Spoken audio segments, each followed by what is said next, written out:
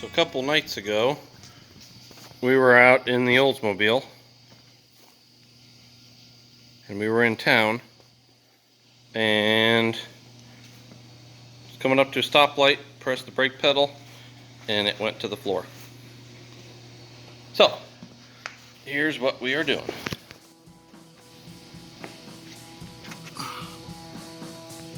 This is the brake master cylinder. This is where it's at, underneath the car. The rod behind it, up in here, the piston must have seized inside there, and the rod bent, and I had no brakes at all. So we're going to try to get this out of here and see if we can get this working again. So we got the master cylinder out. I want to show you the specifics to this one. This one has ports on both sides of it, and that is considered a Corvette style master cylinder that has the ports on both sides. Here's the replacement. It also has ports on both sides of it. I did a disc brake conversion on this car about 2 years ago and put this master cylinder on. This was a brand new one from Speedway Motors, and Speedway Motors has been great. I've bought a lot of parts from them. This is not one of the good parts I've bought from them. I'm assuming this was a remanufactured one. What actually happened here is this O-ring came out of the back of it. Well, there's a snap ring right here, but it pushed out. There's an O-ring that came out of the back of this thing, and it blew out the back side of here, and I lost all of my fluid. But when it blew out, my my pedal rod in there got jammed, I guess, against the side of this thing.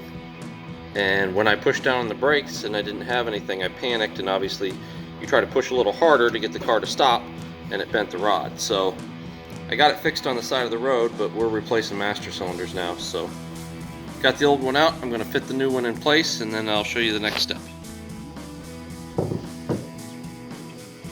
Okay, a couple things here with our new master cylinder. I got the plugs moved to the other side.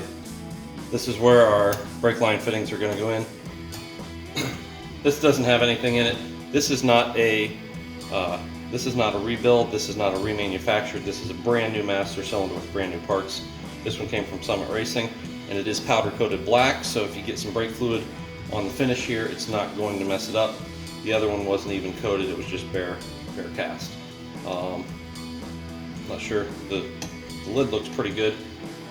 One of the things with the new master cylinders, these clips that hold the top down don't have to be this tight.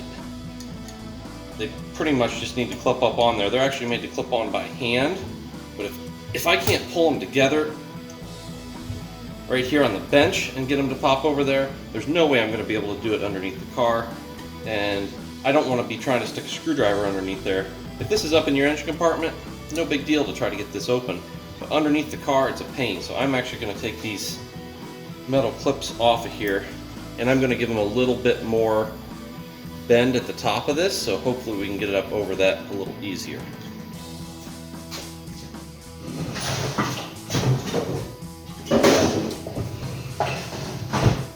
I'm just going to be doing this on my anvil over here.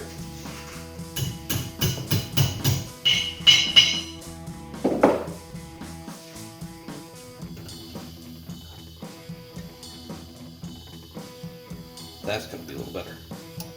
Just got to bend those legs in.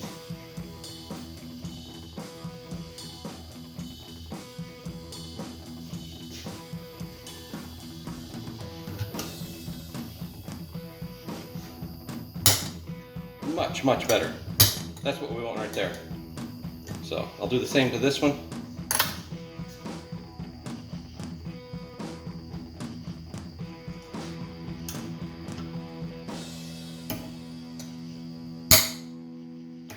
There we go.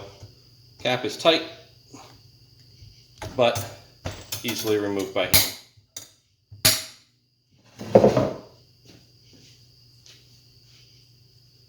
Okay, so this is a very important part of the process, and if you don't do this, you're going to have all kinds of trouble bleeding out your brakes. Whenever you start with a fresh master cylinder, you got to bench bleed it. So they make this little kit. It comes with these little tubes that go on here. The tubes come around and they go into the reservoir.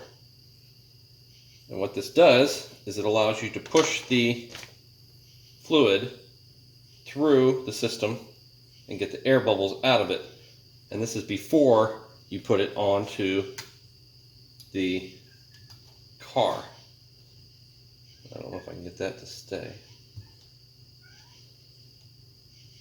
I don't think that's going to clip on there. It might. So, you put the tubes in, and it's made to run those back down into the fluid. But I don't know if that clip's going to hold it properly. We'll see. But the tubes have to be submerged underneath the brake fluid when you get it in there. Hey, kitty.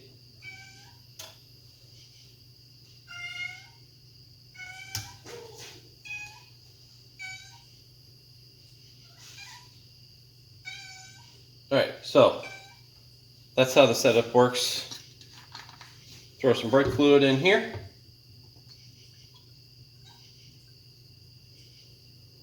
In each reservoir.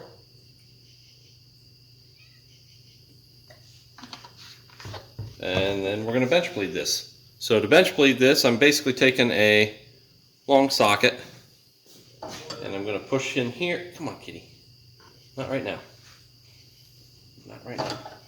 I'm going to push through here, and basically it's going to bubble the brake fluid through the reservoirs. And you can see the bubbles coming out there. I'm just pushing in on this. It does take some pressure to push it, but I'm going to continue doing this until I don't get any more bubbles coming out of it. And this actually could take quite a while.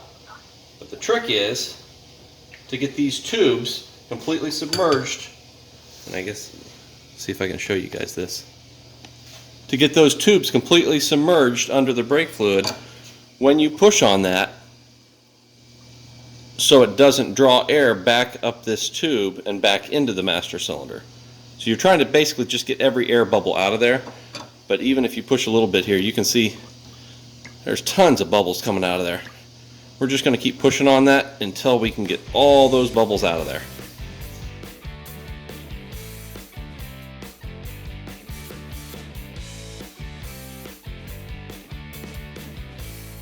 This process is much faster when the cat does not help you.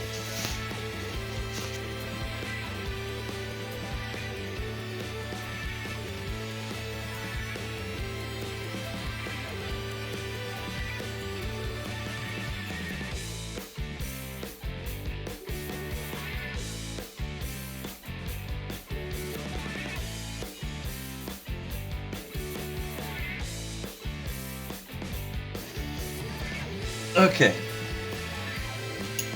Hopefully you can see that. I was able to get that in there with those fittings in place. So now what I want to do is hopefully pull that out of the reservoir up above.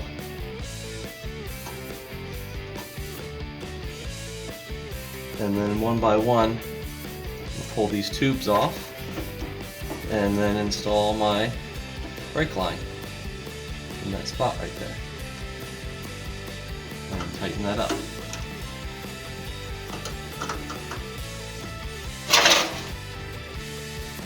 So there's the first one. That's going to make a little bit of a mess. And I am going to get a little bit of air in there. I'm going to have to bleed out all the brakes here when I'm done anyway. But the less air I have in the system to start with, the better it's going to be when I bleed it out. It's going to take a lot less time. I'll pop that little fitting off. And I'm going to put this in place. Get that one started in there.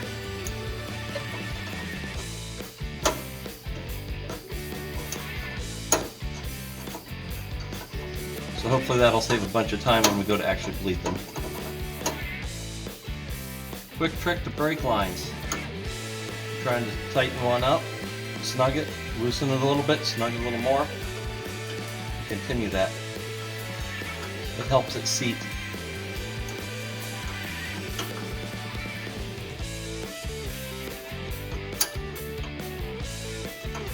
Do the same on this one. Snug it, loosen it a little bit, snug it a little more, loosen it a little bit, snug it a little more.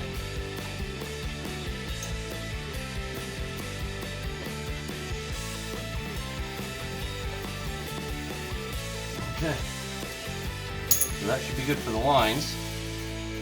So now I'm going to wipe some stuff down here. Now here is the moment of truth when we put our cap on to see if it easily clips in place. Okay, cap's on there. Oh yeah, clips in nice. No tools needed, hopefully. When we go to unclip it, it'll unclip just as easily. So now I just need to, and I don't know if you guys can even see the push rod for this. The push rod needs adjusted out to contact the back of the master cylinder. And that should be tight up against the master cylinder piston, but not pushing it. So it should just be in there enough that it's not pushing it, but you don't want any play in between the two, because that will give play in your brake pedal, and all that's doing is just making your brake pedal lower when you go to press it. This does not have power brakes on it, so you really do notice a difference if this thing isn't adjusted properly. And if you adjust too much, your brakes will be partially applied at all times, which can wear down stuff, cause damage. That is not the situation we want. So at this point, we've got the master cylinder installed. We're ready to go up and put some brake fluid in it, and then we're going to start bleeding the brakes. We just got the brake split out, and I took it out for a test drive. The brakes actually feel better than they ever have, which is absolutely great. Makes me wonder if that master cylinder was a problem before. Test drive was successful, and it's ready to see another day.